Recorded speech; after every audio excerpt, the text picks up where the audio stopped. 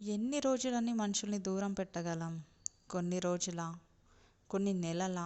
కొన్ని సంవత్సరాలా?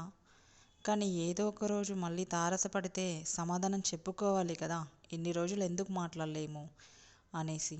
ఈ విషయం తెలియకే అనుకుంటా నాతో డైలీ మాట్లాడే నా ఫ్రెండ్ ఆల్మోస్ట్ 15 డేస్ నుంచి మాట్లాడడం మానేసింది. రీజన్ ఏదయ్యే ఉండొచ్చు అని ఆలోచించాను.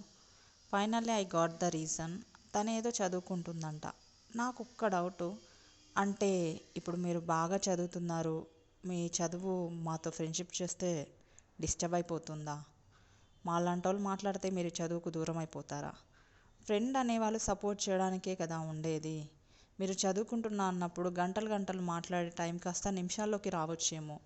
కానీ దానివల్ల మీ చదువు డిస్టర్బ్ అవుతుంది అంటే ఫ్రెండ్షిప్ మీద పెట్టలేని ఫోకస్ మీరు చదువు మీద ఏం పెడతారు? ఇన్నేళ్ల ఫ్రెండ్షిప్ని మర్చేసి చదువులో సాధించేస్తారా?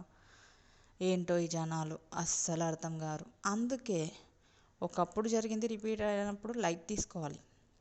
ఒకసారి నెలలు జరిగింది, ఇప్పుడు సంవత్సరాలైనా పెద్ద ఒరిగేదేం లేదు. చల్తే చల్తే లైఫ్ ఇంతే అన్నట్టు ఏదో ఒకటి అయితేనే ఉంటుంది. ఇలాంటి మనుషులు వస్తూనే ఉంటారు, మారిపోతూనే ఉంటారు.